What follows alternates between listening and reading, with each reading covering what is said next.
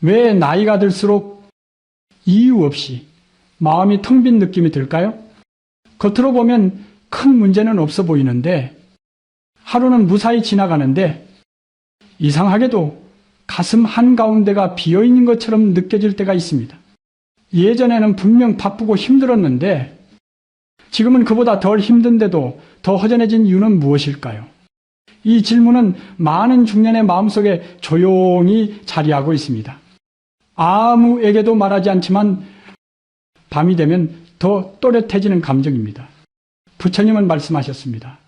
사람이 괴로운 이유는 무언가가 부족해서가 아니라 자신이 무엇이라고 믿고 있는가 때문이라고 말합니다. 젊을 때 우리는 분명한 역할 속에 살았습니다. 부모로서, 직장인으로서, 가장으로서, 누군가의 책임으로서 해야 할 일이 많았고 기대도 많았고 그래서 나라는 존재를 의심할 틈도 없었습니다. 그런데 어느 순간 아이들은 자라고 직장은 예전만큼 나를 필요로 하지 않고 몸은 예전 같지 않고 하루가 길어집니다. 그때부터 마음속에서 이런 소리가 들리기 시작합니다. 나는 지금 뭘 하고 있지? 이제 나는 어떤 사람이지 쓸모없는 사람이 된 건 아닐까? 이때 느끼는 공허함은 게으름도 아니고 의지가 약해서도 아닙니다. 삶이 잘못된 방향으로 간 증거도 아닙니다. 오히려 이것은 그동안 역할과 동일시하며 살아온 삶이 잠시 멈추었음을 알려주는 신호입니다. 우리는 오랫동안 나는 무엇을 하는 사람인가로 자신을 정의해 왔습니다.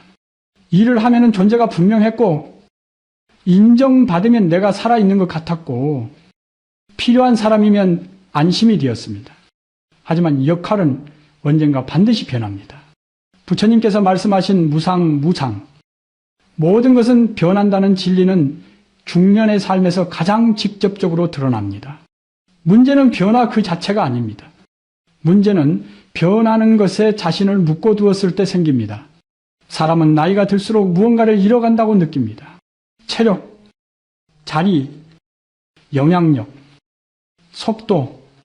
그러나 실제로 잃어가는 것은 나를 설명하던 이야기이지 존재 그 자체는 아닙니다. 그럼에도 우리는 이렇게 생각합니다. 예전 같지 않다. 나는 뒤처졌다. 이제 남은 게 없다. 이 생각이 반복될수록 마음은 점점 무거워집니다. 이것이 바로 고쿠입니다. 불교에서 말하는 고통은 아픔 자체가 아니라 현실을 거부하는 마음에서 생겨납니다. 지금의 나를 받아들이지 못하고 과거의 나와 비교하며 미래의 나를 걱정하는 그 마음이 사람을 지치게 합니다. 중년의 공허함은 삶이 비어있어서가 아니라 삶을 바라보는 기준이 더 이상 맞지 않기 때문에 생깁니다. 부처님은 우리에게 새로운 인생 목표를 주지 않으셨습니다. 더 잘 살아라, 더 의미 있게 살아라 라고 말하지 않으셨습니다. 대신 이렇게 말씀하셨습니다. 지금 일어나는 마음을 먼저 보라. 지금 당신의 마음은 무엇을 붙잡고 있습니까? 과거의 모습입니까? 아직 오지 않은 미래입니까? 아니면 남들과의 비교입니까? 이 질문은 비난이 아닙니다. 깨어있음으로 돌아오는 초대입니다. 지금 이 순간에도 당신은 숨을 쉬고 있고 몸은 여기에 있고 의식은 분명히 존재합니다. 그런데 우리는 그 단순한 사실을 느끼지 못한 채 나는 부족하다, 나는 의미 없다는 생각 속에서만 살고 있습니다. 이것이 바로 중년 이후에 더 깊어지는 고통의 근원입니다. 삶이 사라진 것이 아니라 삶을 직접 느끼지 못하게 된 것입니다. 오늘 이 시간에는 무엇을 고치려 하지 않아도 됩니다. 무엇을 결론 내리지 않아도 됩니다. 다만 내가 지금 이런 마음을 가지고 있구나 하고 알아차리는 것만으로 충분합니다. 이 알아차림이 다음 단계로 가는 문이 됩니다. 다음 이야기에서는 부처님이 말씀하신 고통을 없애려 하지 말라는 가르침이 왜 중년의 삶의 가장 중요한 지혜인지 함께 살펴보겠습니다. 지금 이 순간 당신은 이미 충분히 여기에 있습니다. 그 사실을 잠시만 느껴보십시오. 사람들은 흔히 이렇게 말합니다. 이 나이에 왜 이렇게 마음이 힘들까?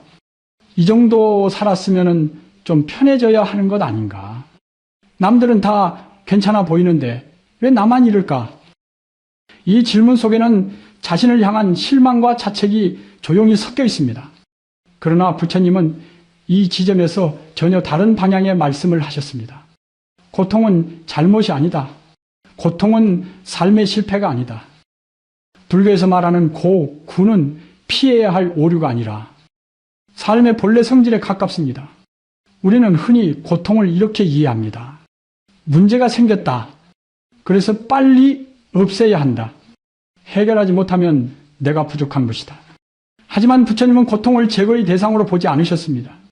오히려 고통을 제대로 이해하지 못하는 마음이 사람을 더 괴롭게 만든다고 보셨습니다. 중년 이후의 삶에서 이 가르침은 특히 중요해집니다. 왜냐하면 이 시기의 고통은 눈에 보이는 문제보다 보이지 않는 마음에서 더 많이 생기기 때문입니다. 예를 들어 보겠습니다. 어떤 사람은 은퇴 후 생활은 안정적입니다. 먹고 사는 걱정도 크지 않고 건강도 그럭저럭 유지되고 있습니다. 그런데 마음은 편하지 않습니다. 아침에 일어나도 딱히 가야 할 곳이 없고 누군가 나를 기다리는 느낌도 줄어듭니다. 이때 사람은 이렇게 생각합니다. 이런 생각을 하면 안 되는데 나는 감사할 줄 모르는 사람인가? 마음이 약해진 것 같다. 이 순간 고통 위에 또 다른 고통이 쌓입니다. 이것이 바로 불교에서 말하는 이중의 고통입니다. 첫 번째 고통은 자연스러운 변화에서 오는 느낌입니다. 두 번째 고통은 그 느낌을 잘못된 것으로 판단하는 마음입니다. 부처님은 첫 번째 고통을 없애려 하지 말라고 하셨습니다. 대신 두 번째 고통을 보라고 하셨습니다. 왜 나는 이런 마음을 가져서는 안 된다고 생각하는가? 누가 나에게 항상 괜찮아야 한다고 말했는가? 중년이 되면 우리는 자신에게 매우 엄격해집니다. 젊을 때보다 실수에 관대해지지 않고 약함을 허락하지 않습니다. 이 나이 먹고 이런 고민을 이제는 단단해져야지. 하지만 마음은 나이와 함께 단단해지지 않습니다. 오히려 더 섬세해지고 더 많은 것을 돌아보게 됩니다. 이것은 퇴보가 아니라 의식의 변화입니다. 불교에서는 이런 상태를 깨달음의 문화피라고 표현합니다. 삶이 더 이상 외적인 성취만으로 설명되지 않을 때 사람은 자연스럽게 내면을 보게 됩니다. 그러나 우리는 이 지점을 자주 실패로 오해합니다. 나는 왜 만족하지 못할까? 뭔가 크게 잘못 살았나? 부처님은 그렇게 묻지 말라고 하셨습니다. 대신 이렇게 보라고 하셨습니다. 지금 내 마음이 무언가를 놓치고 있구나. 고통은 사라져야 할 적이 아니라 깨어 있으라는 신호입니다. 중년의 고통은 삶을 다시 바라보라는 초대입니다. 속도를 늦추라는 신호이고 기준을 바꾸라는 메시지입니다. 그런데 우리는 이 초대를 거절합니다. 다시 예전처럼 바쁘게 살고 싶어하고 다시 의미 있어 보이려 했습니다. 이때 마음은 더 지칩니다. 왜냐하면 이미 변한 삶을 변하지 않은 기준으로 평가하고 있기 때문입니다. 부처님은 삶을 이렇게 보라고 하셨습니다. 모든 것은 변한다. 그리고 그 변화 속에서 고통은 자연스럽게 드러난다. 중요한 것은 고통이 있다는 사실이 아니라 그 고통을 어떻게 대하느냐입니다. 도망치면 커지고 억누르면 쌓이며 비난하면 깊어집니다. 그러나 그대로 바라보면 고통은 더 이상 당신을 지배하지 않습니다. 지금 이 순간 당신의 마음에 있는 불편함을 잠시 떠올려 보십시오. 없애려 하지 말고 설명하려 하지 말고 그냥 이런 느낌이 있구나 하고 알아차려 보십시오. 이것이 불교에서 말하는 고통을 대하는 첫 번째 태도입니다. 다음 이야기에서는 왜 우리가 끊임없이 다른 사람이 되려는 마음 때문에 스스로를 괴롭히는지 그 깊은 원인을 함께 살펴보겠습니다. 지금 느끼는 고통은 당신이 잘못 살아왔다는 증거가 아닙니다. 오히려 이제 다른 방식으로 삶을 볼 준비가 되었다는 신호일지도 모릅니다. 우리는 왜 나이가 들수록 자신에게 더 불만족해질까요? 왜 이미 많은 것을 이루었음에도 마음속에서는 끊임없이 이 정도로는 부족해라는 목소리가 들릴까요? 부처님은 이 현상을 아주 단순하게 설명하셨습니다. 사람이 괴로운 이유는 현실의 자신이 아니라 머릿속에서 만들어낸 되어야 할 나와 끊임없이 비교하기 때문이라고 하셨습니다. 중년의 삶에서 이 비교는 더욱 교묘해집니다. 젊을 때는 남들과의 비교가 주로 외적인 것이었습니다. 연봉, 직장, 집, 성취. 그러나 나이가 들수록 비교는 안쪽으로 들어옵니다. 나는 저 사람처럼 여유롭지 못해. 나는 왜 아직도 불안할까? 이 나이에 이런 생각을 하는 게 정상인가? 이 비교는 눈에 잘 띄지 않지만 마음을 가장 깊이 소모시킵니다. 특히 부모로 살아온 시간 속에서 이 마음은 더욱 강해집니다. 자식이 잘 되면 그만큼 또 다른 비교가 생깁니다. 나는 저만큼 해주지 못했어. 다른 부모들은 더 잘한 것 같은데.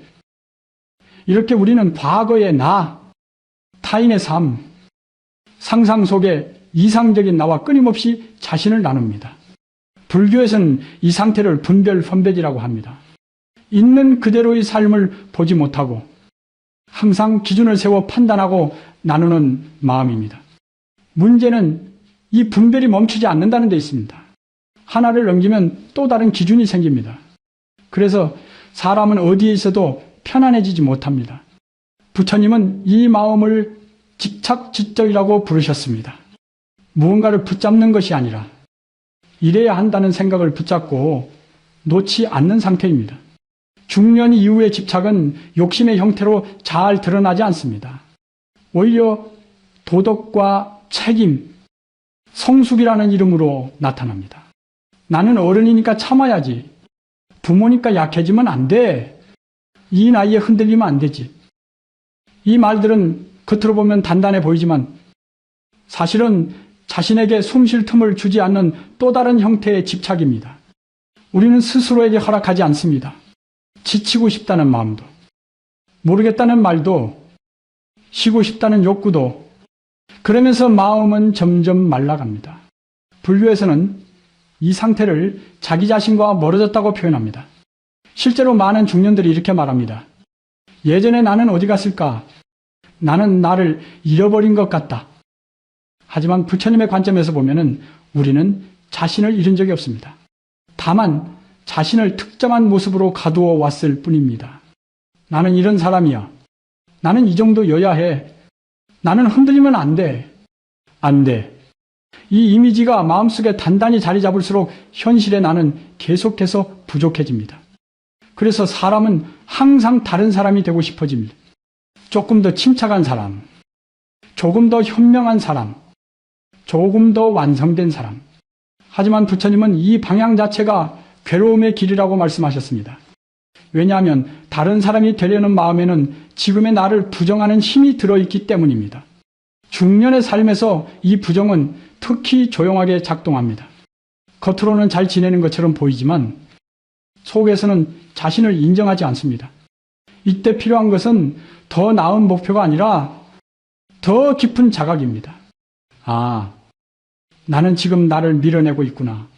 아, 나는 지금 또 다른 내가 되려고 애쓰고 있구나. 이것을 알아차리는 순간 마음은 아주 조금 느슨해집니다. 불교에서 말하는 깨달음의 시작은 대단한 통찰이 아닙니다. 바로 이 지점입니다. 자신이 스스로를 괴롭히는 방식을 처음으로 보는 순간, 지금 이 순간 당신에게 묻고 싶습니다. 당신은 어떤 사람이 되어야 비로소 괜찮아질 것 같습니까? 그리고 그 기준은 누가 만든 것입니까? 이 질문은 당신을 몰아붙이기 위한 것이 아닙니다. 집착을 풀기 위한 조용한 열쇠입니다. 다음 이야기에서는 왜 변화하는 삶 앞에서 우리가 그렇게 불안해지는지, 그리고 부처님이 말씀하신 무상무량의 지혜가 중년의 마음을 어떻게 부드럽게 하는지 함께 살펴보겠습니다. 지금 이대로의 당신은 부족해서 힘든 것이 아니라 스스로에게 너무 많은 조건을 달고 있어서 힘든 것입니다. 사람은 변화를 두려워한다고 말합니다. 하지만 깊이 들여다보면 우리가 두려워하는 것은 변화 그 자체가 아니라 변화 속에서 자신이 사라질 것 같은 느낌입니다. 중년이 되면 이 두려움은 더욱 분명해집니다. 몸은 예전처럼 말을 듣지 않고 기억력은 느려지고 세상은 빠르게 변합니다. 어느새 익숙했던 자리가 낯설게 느껴집니다. 이때 마음속에서는 조용한 저항이 일어납니다. 이렇게 바뀌면 안 되는데, 예전 같아야 하는데 왜 나는 그대로가 아닐까? 부처님은 이 마음을 아주 분명하게 짚어주셨습니다. 괴로움은 변화 때문에 생기는 것이 아니라 변하지 않으려는 마음 때문에 생긴다고 하셨습니다. 불교에서 말하는 무상무탕은 모든 것이 반드시 변한다는 사실입니다. 태어남도, 젊음도, 관계도, 역할과 지위도 예외가 없습니다. 하지만 우리는 이 사실을 머리로는 알면서도 마음으로는 받아들이지 않습니다. 그래서 변화가 올 때마다 마치 잘못된 일이 생긴 것처럼 자신을 다그칩니다. 내가 더 관리했어야 했나? 내가 준비를 못했나? 이렇게 될 줄 알았으면 이 질문들은 책임감처럼 보이지만 사실은 현실을 부정하는 방식입니다. 중년의 삶에서 무상은 피할 수 없는 형태로 다가옵니다. 은퇴, 역할의 변화, 관계의 거리, 신체의 한계. 그런데 이 변화 앞에서 사람은 두 가지 길 중 하나를 선택합니다. 첫 번째 길은 끝까지 과거의 자신을 붙잡는 길입니다. 예전의 기준, 예전의 속도, 예전의 인정, 이 길에서는 마음이 계속 다칩니다. 현실은 변했는데 기준은 변하지 않기 때문입니다. 두 번째 길은 변화를 인정하고 그 안에서 자신을 다시 만나는 길입니다. 부처님은 두 번째 길을 가르치셨습니다. 그리고 그 시작은 포기가 아니라 이해라고 하셨습니다. 무상을 이해한다는 것은 체념하는 것이 아닙니다. 어쩔 수 없지라고 말하는 것도 아닙니다. 무상은 삶을 더 조심스럽게 더 부드럽게 대하라는 가르침입니다. 예를 들어 몸이 예전 같지 않다는 것을 인정하면 우리는 몸을 미워하는 대신 돌보게 됩니다. 관계가 변했다는 것을 인정하면 억지로 붙잡는 대신 적절한 거리를 배웁니다. 역할이 달라졌다는 것을 인정하면 자신의 가치를 다시 정의할 수 있습니다. 하지만 인정하지 않으면 사람은 계속 싸웁니다. 시간과 싸우고 몸과 싸우고 현실과 싸웁니다. 이 싸움이 바로 중년의 고통을 더 깊게 만드는 원인입니다. 부처님은 이렇게 말씀하셨습니다. 변하는 것을 변하지 않게 하려 하지 말라. 이 말은 아무것도 하지 말라는 뜻이 아닙니다. 있는 그대로를 먼저 보라는 뜻입니다. 지금의 몸은 지금의 몸대로, 지금의 삶은 지금의 삶대로, 그 위에 무엇을 더 할지 말지는 그 다음 문제입니다. 중년 이후의 지혜는 더 얻는 데 있지 않습니다. 더 버리는 데 있습니다. 버린다는 것은 삶을 포기하는 것이 아니라 불필요한 저항을 내려놓는 것입니다. 지금 이 순간 당신이 가장 저항하고 있는 변화는 무엇입니까? 나이입니까? 역할입니까? 관계입니까? 아니면 스스로에 대한 이미지입니까? 이 질문에 정답은 필요 없습니다. 다만 그 변화를 있는 그대로 바라볼 수 있다면 마음은 이미 조금 내려와 있습니다. 다음 이야기에서는 많은 사람들이 오해하는 버림과 포기의 차이, 그리고 부처님이 말씀하신 참된 노음방샤, 이 중년의 삶을 어떻게 가볍게 하는지 함께 나누겠습니다. 변하는 당신을 없애기 위해 오는 것이 아닙니다. 당신을 더 좁은 틀에서 풀어주기 위해 옵니다. 많은 사람들이 놓아야 한다는 말을 들으면 마음속에서 먼저 이런 생각이 올라옵니다. 그럼 다 포기하라는 말인가요? 아무것도 바라지 말고 살라는 뜻인가요? 그래서 노음이라는 말은 중년의 삶에서 종종 두려움으로 받아들여집니다. 이미 내려올 것도 많은데 이제는 마음마저 비우라고 하면 삶이 더 초라해질 것 같기 때문입니다. 하지만 부처님이 말씀하신 노음방샤 은삶을 버리라는 가르침이 아닙니다. 오히려 삶을 덜 아프게 사는 법에 가깝습니다. 우리가 괴로운 이유는 무언가를 가지고 있어서가 아니라 그것에 매달려 있기 때문입니다. 중년의 삶에서 이 매달림은 아주 일상적인 모습으로 나타납니다. 자녀에 대한 기대, 과거의 선택에 대한 후회, 타인의 시선, 이 나이에 이 정도는 해야 한다는 생각, 이 모든 것이 마음을 꽉 붙잡고 놓지 않습니다. 부처님은 이 상태를 집착이라고 부르셨습니다. 집착은 욕심만을 의미하지 않습니다. 오히려 옳아 보이는 생각, 책임처럼 느껴지는 감정일수록 더 강한 집착이 되기도 합니다. 예를 들어 부모로서의 마음을 생각해 보십시오. 아이를 위해서라는 말 아래 얼마나 많은 걱정과 통제가 숨어 있는지 우리는 잘 압니다. 아이의 선택이 불안하고 아이의 속도가 느리게 느껴질 때 부모는 자신도 모르게 마음을 꽉 댑니다. 그 순간 사랑은 부담으로 바뀌고 관계는 긴장으로 변합니다. 부처님은 이때 이렇게 말씀하십니다. 사랑하되 붙잡지 말라. 노움은 관계를 끊는 것이 아니라 관계에 숨을 쉬게 하는 일입니다. 중년 이후의 노움은 세상을 떠나는 연습이 아닙니다. 오히려 지금 이 삶 안에서 조금 더 자유로워지는 연습입니다. 놓는다고 해서 아무것도 하지 않는 것이 아닙니다. 여전히 일하고, 여전히 돌보고, 여전히 살아갑니다. 다만 결과를 움켜쥐지 않을 뿐입니다. 부처님은 노움을 이렇게 비유하셨습니다. 손에 모래를 쥐고 있을 때는 아무리 힘을 줘도 모래는 계속 빠져나갑니다. 그러나 손을 펴면 모래는 그대로 그 자리에 남습니다. 중년의 삶에서 우리는 너무 오랫동안 손을 꽉 쥐고 살아왔습니다. 잃지 않으려고, 실수하지 않으려고, 후회하지 않으려고. 그런데 그 긴장 자체가 우리의 에너지를 가장 많이 소모시켰습니다. 노움은 한 번에 이루어지지 않습니다. 작은 순간부터 시작됩니다. 아이의 선택을 조금 지켜보는 것, 과거의 자신에게 조금 덜 엄격해지는 것, 오늘 하루를 이 정도면 괜찮다고 말해주는 것, 이 작은 노움들이 마음을 천천히 풀어줍니다.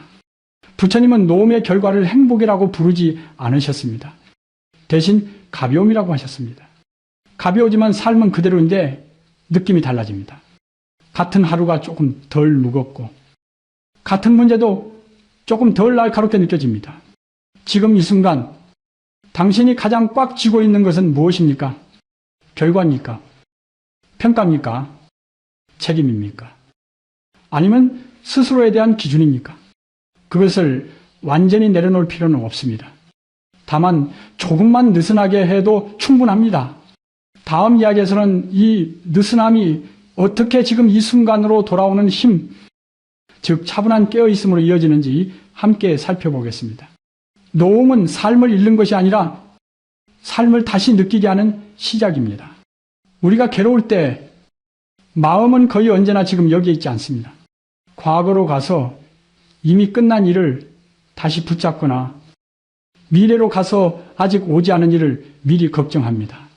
몸은 의자에 앉아 있지만 마음은 수십 번, 수백 번 다른 시간대를 오갑니다. 이 상태가 반복되면 사람은 아무 일도 하지 않아도 몹시 지치게 됩니다. 부처님은 이 지친 마음의 상태를 아주 정확하게 보셨습니다. 그래서 수행의 핵심을 복잡한 사상이나 특별한 기술로 두지 않으셨습니다. 부처님이 가장 강조하신 것은 단 하나, 지금 이 순간에 깨어있는 것, 즉 차분한 알아차림이었습니다. 우리는 흔히 깨어있음이라고 하면 뭔가 특별해야 한다고 생각합니다. 잡념이 없어야 하고 마음이 고요해야 하고 깨끗해야 한다고 생각합니다. 하지만 부처님이 말씀하신 깨어있음은 그런 이상적인 상태가 아닙니다. 지금 불안하면 불안이 있구나. 지금 답답하면 답답함이 있구나. 지금 마음이 복잡하면은 복잡하구나. 이렇게 있는 그대로를 있는 그대로 아는 것이 바로 깨어있음입니다. 중년의 삶에서 이 가르침은 특히 중요합니다. 왜냐하면 이 시기의 고통은 대부분 생각에서 시작되기 때문입니다. 앞으로 어떻게 해야지 이 선택이 맞았을까? 내 인생은 결국 이 정도인가? 이 질문들이 끊임없이 반복될수록 마음은 점점 현재에서 멀어집니다. 부처님은 이 반복되는 생각을 억지로 멈추라고 하지 않으셨습니다. 그 대신 생각을 보라고 하셨습니다. 생각을 보는 순간 우리는 생각과 하나가 아니라 생각을 인식하는 자리로 조금 물러나게 됩니다. 이 거리감이 마음을 살립니다. 예를 들어 중년 이후 많은 사람들이 잠들기 전 과거의 장면을 떠올립니다. 말하지 못한 말, 다르게 했어야 했던 선택, 후회되는 순간들, 이때 마음은 자신을 비난하는 방향으로 흐르기 쉽습니다. 그때 왜 그랬을까? 나는 항상 이런 식이야. 그러나 깨어있으면 그 흐름을 끊습니다. 지금 후회하는 생각이 올라오고 있구나. 이 한 문장만으로도 마음은 덜 빨려 들어갑니다. 중년에 깨어있으면 문제를 해결하기 위한 도구가 아닙니다. 문제와의 관계를 바꾸는 힘입니다. 문제가 사라지지 않아도 문제가 나를 전부 흔들지 않게 됩니다. 부처님은 현재 머무는 마음을 해결책이라고 부르지 않으셨습니다. 자유의 문이라고 부르셨습니다. 왜냐하면 현재는 과거의 후회도 미래의 두려움도 완전한 힘을 갖지 못하기 때문입니다. 지금 이 순간에는 단지 숨이 있고 몸에 감각이 있고 알아차림이 있을 뿐입니다. 이 단순한 사실로 돌아올 때 마음은 잠시라도 짐을 내려놓습니다. 중년의 삶에서 깨어있으면 성공하기 위한 태도가 아닙니다. 버티기 위한 기술도 아닙니다. 그저 삶을 있는 그대로 겪을 수 있게 해주는 부드러운 자리입니다. 지금 이 글을 듣고 있는 이 순간에도 당신의 몸은 어디에 닿아 있습니까? 의자의 감촉, 바닥의 느낌, 호흡의 움직임. 이 감각은 생각보다 훨씬 정직합니다. 과장도 없고 비난도 없습니다. 그저 지금을 말해줄 뿐입니다. 부처님은 여기에서 수행을 시작하라고 하셨습니다. 멀리 가지 말고 지금 이 몸과 마음에서 다음 이야기에서는 이 깨어있음을 아주 간단한 방식으로 일상 속에서 연습하는 짧은 실천을 함께 나누겠습니다. 많이 바꾸지 않아도 됩니다. 조금만 돌아와도 충분합니다. 지금 이 순간으로 많은 사람들이 이렇게 말합니다. 알겠는데 실제로는 잘 안 됩니다. 마음을 보려고 하면 더 복잡해집니다. 이 말은 아주 정직합니다. 깨어있음은 이해의 문제가 아니라 연습의 문제이기 때문입니다. 하지만 부처님은 어렵고 긴 수행을 요구하지 않으셨습니다. 중년의 삶에는 이미 해야 할 일이 많고 감당해야 할 현실이 충분히 있기 때문입니다. 그래서 부처님이 제시하신 수행은 아주 짧고 아주 단순합니다. 오늘은 그 중에서도 하루에 3분이면 충분한 연습, 숨보기 놓기를 함께 나누겠습니다. 이 연습의 목적은 마음을 바꾸는 것이 아닙니다. 마음과 싸우지 않는 법을 몸으로 익히는 데 있습니다. 먼저 편안하게 앉거나 서 있어도 괜찮습니다. 눈을 감아도 되고 뜨고 있어도 됩니다. 첫 번째, 숨을 느낍니다. 숨을 조절하려 하지 마십시오. 깊게 쉬어야 할 필요도 없습니다. 그냥 지금 들어오고 나가는 숨을 알아차립니다. 코를 스치는 공기, 가슴이나 배의 움직임, 이 중 가장 쉽게 느껴지는 곳 하나만 선택하면 됩니다. 중년의 마음은 자주 급합니다. 그래서 처음에는 숨이 짧게 느껴질 수 있습니다. 괜찮습니다. 그 모습 그대로가 지금의 상태입니다. 숨을 느끼는 동안 생각이 올라오면 막으려 하지 말고 이렇게 말해 보십시오. 생각이 있구나. 다시 숨으로 돌아옵니다. 두 번째, 마음을 봅니다. 이제 지금 마음에 있는 느낌을 조용히 살펴봅니다. 불안, 답답함, 허전함, 아무 느낌도 없음. 어떤 것이든 옳고 그름 없이 그대로 봅니다. 이때 중요한 것은 설명하지 않는 것입니다. 왜 이런지를 따지지 말고 이런 느낌이 있다로만 머무릅니다. 이것이 바로 부처님이 말씀하신 관관의 시작입니다. 중년의 고통은 대부분 느낌 그 자체보다 해석에서 커집니다. 그래서 해석을 멈추는 순간 고통은 자연스럽게 힘을 잃습니다. 세 번째, 놓아봅니다. 이제 이렇게 말해봅니다. 지금 이 느낌이 있어도 괜찮다.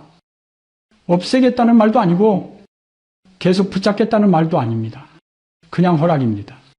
이 한 문장은 마음을 놀라울 만큼 부드럽게 만듭니다. 놓는다는 것은 사라지게 하는 것이 아니라 붙잡지 않는 것입니다. 중년 이후의 삶에서는 이 차이가 매우 중요합니다. 이 연습을 완벽하게 할 필요는 없습니다. 중간에 끊겨도 괜찮고 집중이 안 돼도 괜찮습니다. 부처님은 수행을 평가하지 말라고 하셨습니다. 그 자체로 이미 충분하다고 하셨습니다. 이 연습을 하루 중 가장 불편한 순간에 사용해 보십시오. 잠들기 전 말 한마디가 걸렸을 때, 이유 없이 마음이 무거울 때 3분이면 충분합니다. 아니, 1분만 해도 괜찮습니다. 중요한 것은 계속하는 것이 아니라 다시 돌아오는 것입니다. 마음은 수없이 떠났다가 수없이 돌아옵니다. 그때마다 부드럽게 맞이하면 됩니다. 이 짧은 연습이 쌓이면 어느 순간 삶의 반응 속도가 조금 느려진 것을 느끼게 됩니다. 화가 바로 나오지 않고 불안이 전부를 덮지 않고 생각이 나를 끌고 가지 않습니다. 이 변화는 눈에 띄지 않지만 아주 깊습니다. 다음 이야기에서는 이 깨어있음 위에 왜 자기 자신을 향한 자비가 반드시 필요한지, 그리고 중년의 사람들이 가장 많이 놓치고 있는 마음의 태도에 대해 함께 이야기해 보겠습니다. 당신은 이미 충분히 애써 왔습니다. 이제는 조금 덜 몰아붙여도 됩니다. 중년의 사람들이 가장 자주 하는 말 중 하나가 있습니다. 나는 나 자신에게 너무 냉정한 것 같아. 이 말은 불평처럼 들릴 수 있지만 사실은 아주 정확한 통찰입니다. 우리는 나이가 들수록 타인에게는 관대해지면서도 자기 자신에게는 점점 더 엄격해집니다. 실수는 용납하지 않고 약함은 핑계라고 여기며 지금의 상태를 항상 부족하다고 평가합니다. 부처님은 이 태도를 고통을 키우는 가장 조용한 원인이라고 보셨습니다. 그리고 그 반대의 마음을 자비스베이라고 부르셨습니다. 자비라고 하면 많은 사람들이 타인을 향한 친절을 떠올립니다. 그러나 불교에서 말하는 자비는 먼저 자기 자신을 향한 태도입니다. 자기 자신에게 그래도 괜찮다고 말해줄 수 있는 마음. 그 마음이 없으면 타인을 향한 자비도 오래가지 못합니다. 중년의 삶에서는 이 점이 더욱 분명해집니다. 과거를 돌아보면 아쉬운 선택이 보이고 그때 더 잘했어야 했다는 생각이 자주 올라옵니다. 그때 왜 그렇게 말했을까? 그 선택만 달랐어도 나는 늘 중요한 순간에 부족했어. 이 생각들은 사실을 말하는 것처럼 보이지만 대부분은 지금의 나를 벌주기 위한 습관적인 판단입니다. 부처님은 과거를 돌아보지 말라고 말씀하지 않으셨습니다. 다만 과거를 채찍으로 쓰지 말라고 하셨습니다. 중년의 고통은 실제 사건보다 그 사건을 대하는 태도에서 더 크게 자랍니다. 자비는 이 태도를 부드럽게 바꿉니다. 예를 들어 당신이 친구에게 이런 말을 들었다고 상상해 보십시오. 그때 너도 최선을 다했어. 그 상황에서 그 정도면 충분했어. 이 말을 자기 자신에게는 얼마나 자주 해주고 있습니까? 대부분의 사람들은 이 말을 자기 자신에게는 허락하지 않습니다. 부처님은 이것이 지혜의 문제가 아니라 훈련의 문제라고 보셨습니다. 자비는 느낌이 아니라 연습입니다. 중년 이후에 자비 연습은 아주 현실적인 곳에서 시작됩니다. 몸이 예전 같지 않을 때, 왜 이렇게 됐지라고 묻는 대신 이만큼 버텨줘서 고맙다고 말해보는 것, 마음이 불안할 때, 또 시작이네라고 비난하는 대신 지금 많이 애쓰고 있구나라고 알아차리는 것.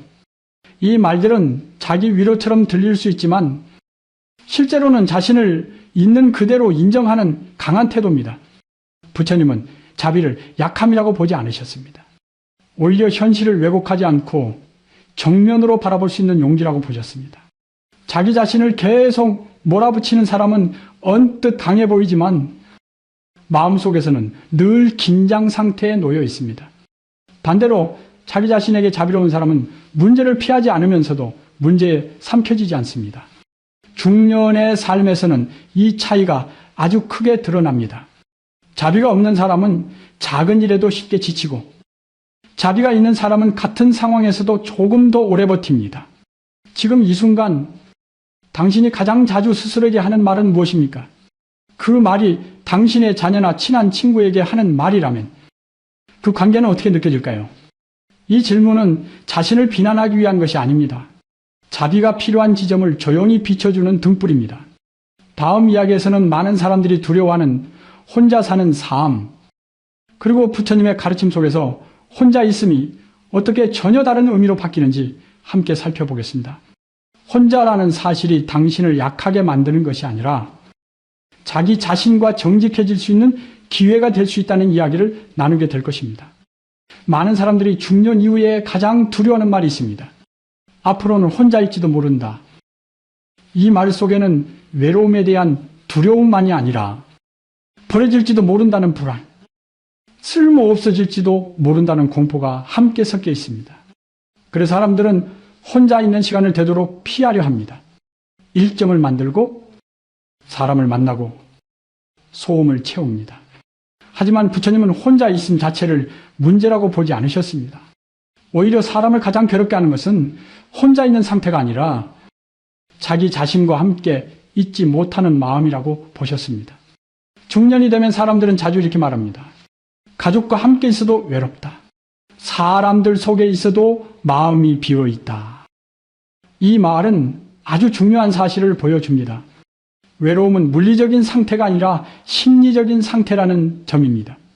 부처님은 외로움의 근원을 분리된 나라는 생각에서 찾으셨습니다. 나는 여기 있고 행복은 저기 있다는 생각, 나는 부족하고 다른 사람들은 괜찮아 보인다는 비교, 이 생각들이 쌓일수록 사람은 혼자가 아니어도 외로워집니다. 중년 이후의 외로움은 특히 조용합니다. 눈에 띄지 않고 겉으로는 잘 드러나지 않습니다. 그래서 더 오래 마음속에 남습니다. 부처님은 이때 중요한 질문을 던지라고 하셨습니다. 나는 지금 누구와 함께 있으려 하는가? 많은 경우 우리는 타인과 함께 있으려 하기 전에 자기 자신으로부터 도망치고 있습니다. 조용해지면 마음속 생각이 올라올까봐, 과거의 후회가 떠오를까봐, 미래 불안이 밀려올까봐, 그래서 혼자 있는 시간을 불안해합니다. 하지만 부처님의 가르침에서는 혼자 있음이 가장 깊은 만남의 자리입니다. 타인과의 만남이 아니라 자기 자신과의 만남입니다. 이 만남은 처음에는 불편합니다. 왜냐하면 우리는 오랫동안 자기 자신을 평가하고 통제하는 방식으로만 대해왔기 때문입니다. 그래서 혼자 있을 때 자기 자신과 마주하면 마치 낯선 사람을 만난 것처럼 어색하고 불편합니다. 그러나 이 불편함을 피하지 않고 조용히 머물면 조금씩 다른 감각이 생깁니다. 아, 내가 여기 있구나. 아, 지금 이 마음도 나구나. 이 순간 외로움은 형태를 바꾸기 시작합니다. 부처님은 이 상태를 고요한 동행이라고 표현하셨습니다. 누군가와 함께 있어서가 아니라 자기 자신과 함께 있기 때문에 느껴지는 안정감입니다. 중년의 삶에서는 이 능력이 매우 중요합니다. 왜냐하면 모든 관계는 변하고 모든 역할은 언젠가 끝나기 때문입니다. 그러나 자기 자신과 함께하는 능력은 사라지지 않습니다. 혼자 사는 삶이 반드시 고독한 삶은 아닙니다. 반대로 늘 누군가와 함께 있어도 자기 자신과 멀어져 있다면 그 삶은 매우 외롭습니다. 부처님은 외로움을 없애려고 하지 말라고 하셨습니다. 대신 외로움이 올라올 때 그 외로움을 어떻게 대하고 있는지 보라고 하셨습니다. 외로움을 밀어내고 있습니까? 아니면 조용히 바라보고 있습니까? 바라보는 순간 외로움은 당신의 적이 아니라 메시지가 됩니다. 지금 나 자신과의 연결이 필요하구나. 이 메시지를 받아들일 수 있을 때 혼자 있는 시간은 벌이 아니라 회복의 시간이 됩니다. 중년 이후의 삶은 점점 더 혼자 있는 시간이 늘어날 수 있습니다. 그러나 그 시간은 비어있는 시간이 아니라 깊어질 수 있는 시간입니다. 다음 이야기에서는 이 모든 과정을 지나 부처님이 말한 진짜 편안한 노년, 성취가 아닌 깨어있음으로 완성되는 삶이 어떤 모습인지 함께 그려보겠습니다. 혼자라는 사실이 당신을 약하게 만드는 것이 아니라 당신을 자기 자신에게 돌려보내는 문이 될 수 있다는 것을 기억해 주십시오. 많은 사람들은 노년의 행복을 이렇게 상상합니다. 걱정이 없고 문제가 없고 마음이 항상 편안한 상태. 그래서 중년 이후에도 무언가를 계속 준비합니다. 더 안전한 미래, 더 완벽한 마무리, 더 후회 없는 인생을 위해서. 하지만 부처님은 이 방향 자체가 마음을 쉬지 못하게 만든다고 보셨습니다. 왜냐하면 삶은 끝까지 완벽해지지 않기 때문입니다. 부처님이 말씀하신 편안한 노년은 문제가 사라진 상태가 아닙니다. 고통이 없는 삶도 아닙니다. 그분이 말한 편안함은 삶과 싸우지 않는 상태였습니다. 아픔이 있으면 아픔을 부정하지 않고, 외로움이 있으면 외로움을 숨기지 않고, 불안이 오면 불안을 쫓아내지 않는 마음, 이 태도가 노년의 삶을 조용히 지탱해 줍니다. 중년을 지나며 우리는 점점 깨닫게 됩니다. 아무리 애써도 인생은 계획대로만 흐르지 않는다는 것. 아무리 준비해도 예상치 못한 일은 찾아온다는 것. 이 사실을 빨리 받아들일수록 마음은 덜 다칩니다. 부처님은 이 받아들임을 체념이라고 부르지 않으셨습니다. 지혜라고 부르셨습니다.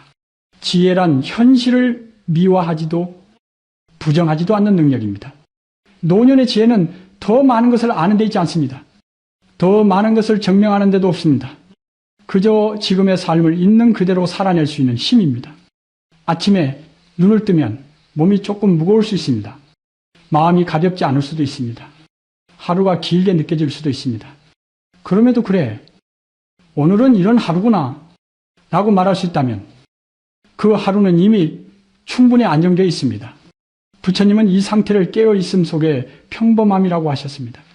특별한 체험도 없고 대단한 깨달음의 느낌도 없지만 삶과 어긋나지 않는 상태, 중년 이후의 삶에서 이보다 더 큰 성취는 없습니다.